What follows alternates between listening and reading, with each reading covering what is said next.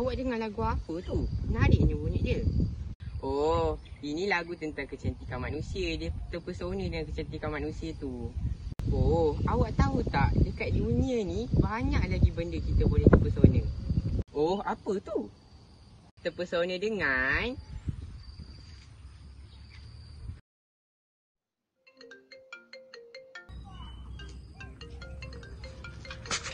Oi, siapa pula ni?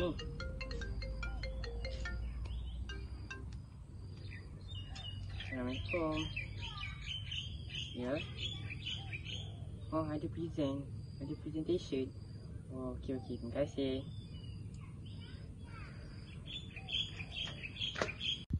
Assalamualaikum. Hai semua. Anda semua mesti dah tak sabar kan nak tahu apa tajuk kita pada hari ini? Sebelum itu, nama saya Muhammad Amirul Ibtisam bin Rafi'i dari kelas 3 Jannatul Naim. Pada hari ini, saya akan ceritakan kepada anda semua tentang... Sebelum kita pergi lebih mendalam, saya ingin mengingatkan kepada anda satu perkara. Semua hidupan di muka bumi ini, termasuklah tumbuhan, akan melakukan proses respirasi. Sewaktu proses respirasi ini berlaku, tumbuhan akan menyerap oksigen dan membebaskan karbon dioksida. Selain daripada itu, tumbuhan juga akan melakukan proses fotosintesis. Proses fotosintesis ini akan berlaku dan tumbuhan akan menyerap karbon dioksida dan membebaskan oksigen ke udara. Baiklah, kita teruskan. Pertukaran gas di dalam tumbuhan boleh berlaku pada 3 bahagian, iaitu daun, batang dan juga akar.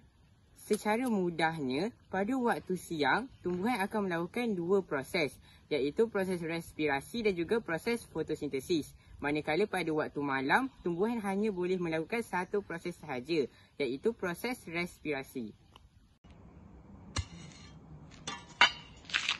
Seterusnya, anda tahu tak tentang peresapan karbon dioksida? Jadi, ini ialah keratan rentas daun. Sebelum saya terangkan kepada anda semua, saya ingin memberikan gambaran kepada anda bagaimana keratan rentas daun di dunia realiti. Jadi, kita petik je mana-mana daun dari mana-mana pokok. Lepas tu, kita belah dia macam ni. Jadi, ini ialah keratan rentas daun. Bila dilihat di bawah mikroskop, ini akan nampak seperti gambar yang saya tunjukkan tadi. Baiklah, kita boleh tengok dekat bahagian atas sekali ni, ada macam garis-garis kecil ni. Ini dinamakan sebagai kutikel. Okay, kutikel ni function dia untuk mengurangkan kehilangan air di dalam tumbuhan. Okey, seterusnya lapisan yang pertama ni yang kita boleh tengok sel dia macam tersusun rapi ni adalah epidermis atas. Yang lapisan kedua pula, sel-sel yang tersusun secara tegak yang bentuk segi empat tepat ni adalah sel mesofil palisade. Dan pada lapisan ketiga, kita boleh tengok sel-selnya sel-sel tumbuhan ni tak tersusun secara rapat. Macam sel mesofil palisade dia tersusun secara sangat rapat. Tapi pada lapisan ketiga ni sel-selnya tersusun secara jarak-jarak. Jadi jarak antara sel-sel ni dipanggil sebagai ruang udara di antara sel. Okey, sel yang kita tengok bentuk macam bujur ni, nama dia sel mesofil berspine. Okey, yang bentuk segi empat tepat ni sel mesofil palisade. Yang bentuk bujur ni pula sel mesofil berspine. Okey, dekat lapisan ketiga ni juga kita tengok terdapat xylem dan juga phloem. Dan pada lapisan terakhir, kita boleh tengok bentuk selnya sama seperti yang ada dekat lapisan pertama. Jadi nama dia pun lebih kurang sama, iaitu epidermis bawah. Okey, dekat epidermis bawah ni terdapat stoma. Stoma ni ialah liang yang membenarkan karbon dioksida untuk masuk ke dalam tumbuhan. Jadi dekat sekeliling stoma ni terdapat sepasang sel pengawal. Sel pengawal inilah yang mengawal karbon dioksida untuk masuk ke dalam tumbuhan. Seterusnya, saya akan terangkan kepada anda semua tentang proses resapan karbon dioksida.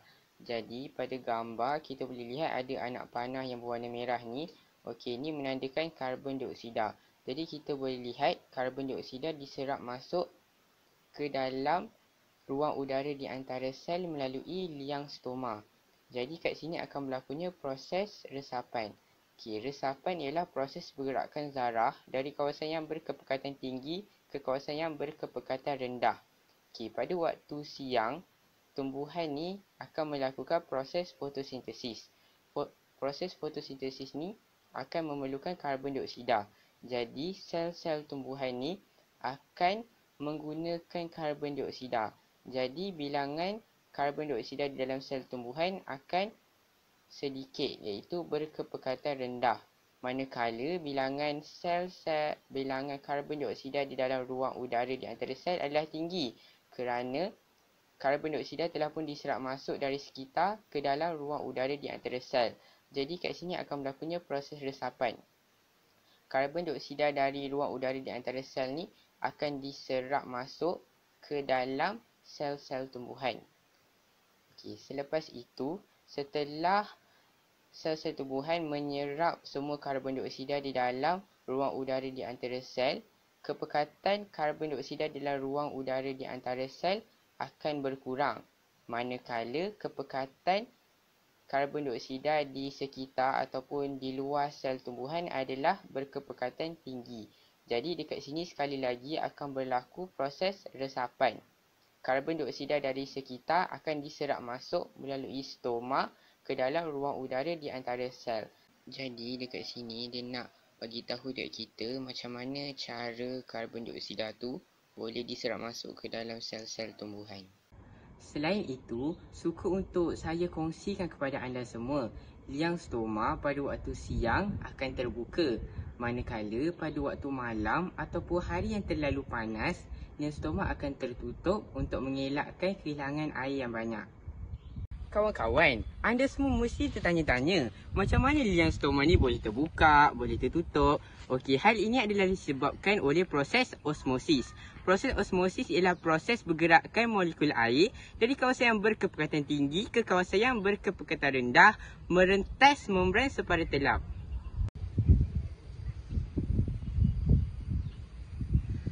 Pada waktu siang, sel pengawal akan melakukan proses fotosintesis untuk menghasilkan glukosa.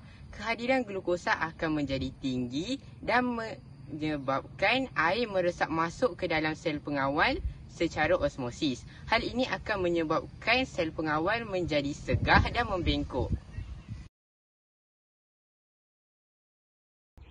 Sebaliknya, pada waktu malam ataupun waktu yang terlalu panas, air akan meresap keluar daripada sel pengawal secara osmosis dan menyebabkan sel pengawal menjadi lurus dan flaccid. Akhir sekali, anda semua tahu tak tentang kepentingan kawasan yang tidak tercemar untuk kemandirian tumbuhan? Jadi, pada kawasan yang tercemar akan terdapatnya habuk dan juga debu. Habuk dan debu ini akan melekat pada daun. Jadi, anda bayangkan kertas yang berwarna hijau ini adalah daun. Manakala yang berwarna hitam ini adalah habuk dan juga debu. Habuk dan debu akan melekat pada daun dan akan menutup liang stoma. Hal ini akan menyebabkan tumbuhan tersebut tidak boleh lagi melakukan proses pertukaran gas di dalam tumbuhan dan akhir sekali menyebabkan tumbuhan tersebut mati. Dah nak balik.